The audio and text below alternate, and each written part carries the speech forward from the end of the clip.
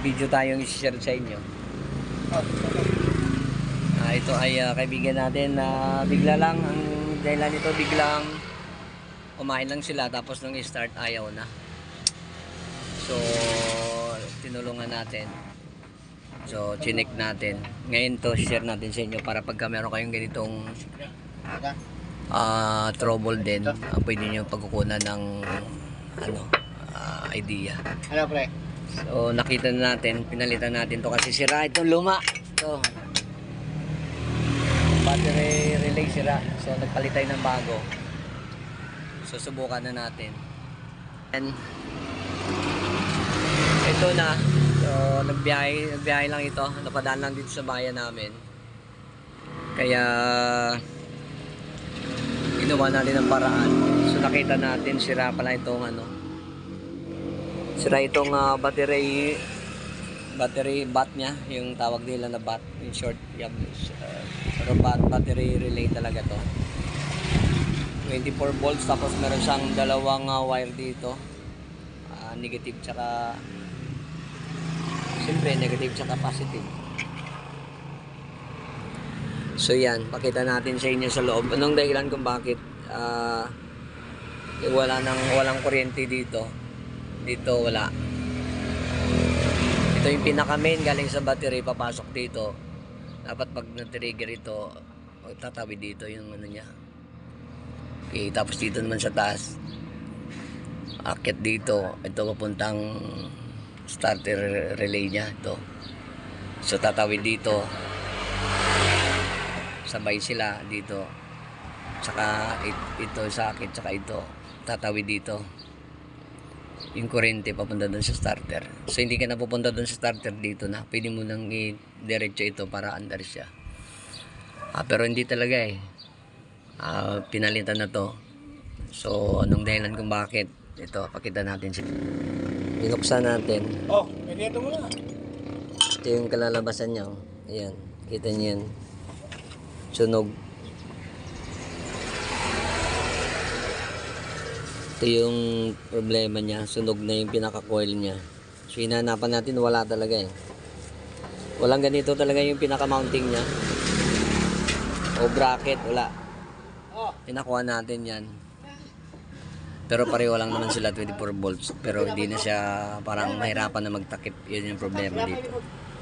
So ito. At yan, sunog. Yan o, pinakano nyo. Kaya wala na. Kaya binili na ng bago.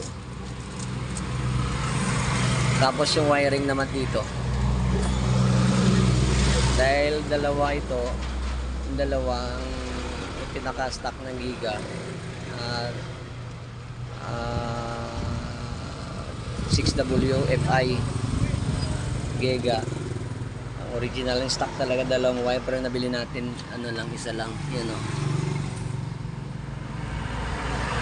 Kaya positive itong sa pag dito sa nakara, positive yan. So tinrace natin, ito yung positive, ito yung out, ito yung ground. So yung niya, positive trigger siya. Itong ground nakaperme, tapos itong positive.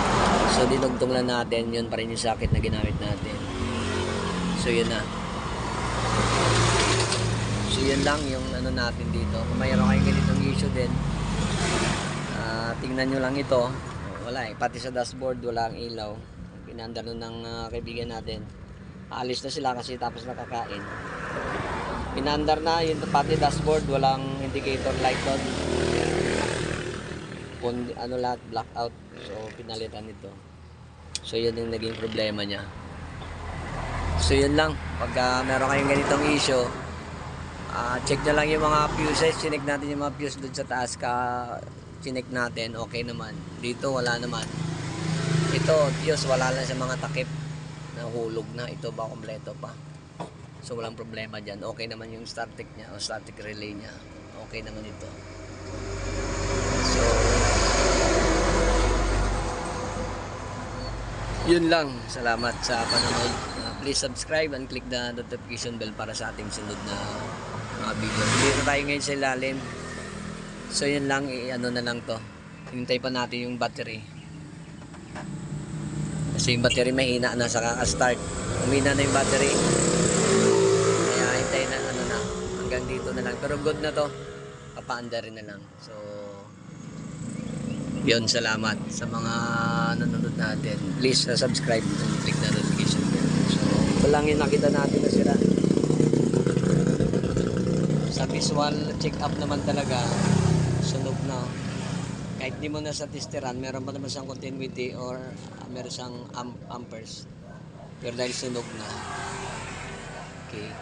So, kailangan mo pa siyang kabugin sa under siya tapos mawawala. So, ito na yung ating palitan. So, salamat ulit. At